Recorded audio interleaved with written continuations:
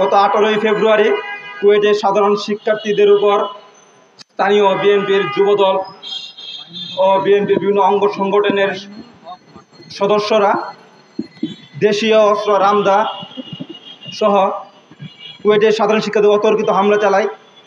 সেই হামলায় 150 জনের উপর কুয়েটিয়ান আহত হয়, অনেকের হাড় গোড় ভেঙে যায়। তারা চিকিৎসাধীন অবস্থায় হাসপাতালে ভর্তি ছিল অনেক দিন। সেই আহত শিক্ষার্থীদের কোনো দায়ভার কুয়েট প্রশাসন নেয় নাই। কুয়েট প্রশাসন টানা 3 ঘন্টা যখন সন্ত্রাসীরা ছাত্রদের উপর আক্রমণ চালায়, তখন তাদের নিরাপত্তা সম্পূর্ণ ব্যর্থ হয়। তারপরেও কুয়েট প্রশাসন সেই ব্যর্থতার দায় স্বীকার করে নেয় নাই। 5ই আগস্ট পরবর্তী সময়ে আমরা চেয়েছিলাম সম্পূর্ণ দালাল মুক্ত ছাত্র বান্ধব বিশ্ববিদ্যালয় প্রশাসন, ছাত্র বান্ধব বিসি।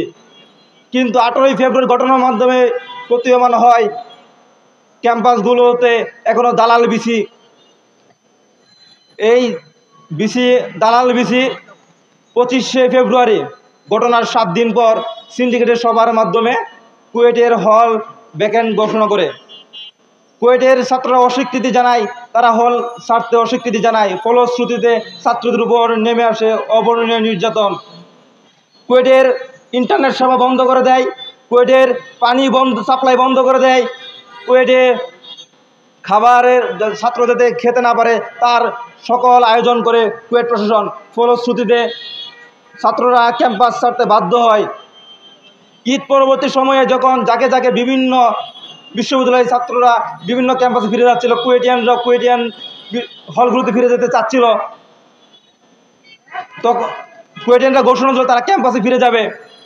কিন্তু কুয়েট প্রশাসন তখনই এক ষড়যন্ত্রমূলক মামলার আশ্রয় নেয়।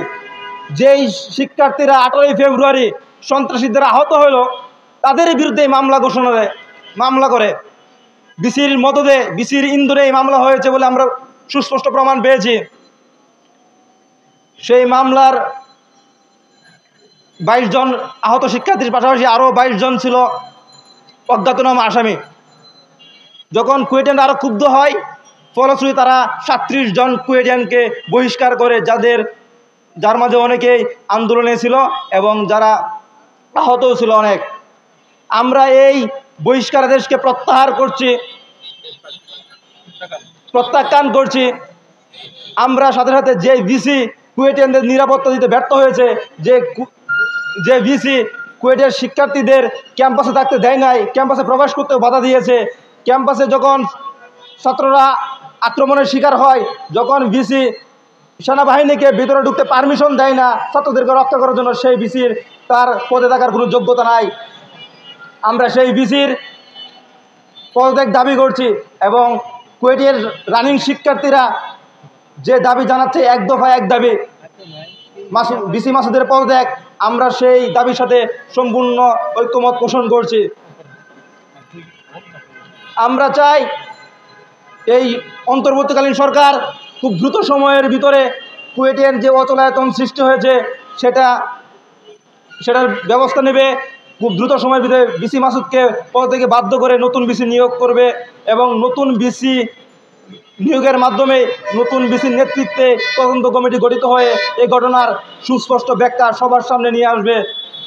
আমরা সেই দাবি এখানে জানাচ্ছি।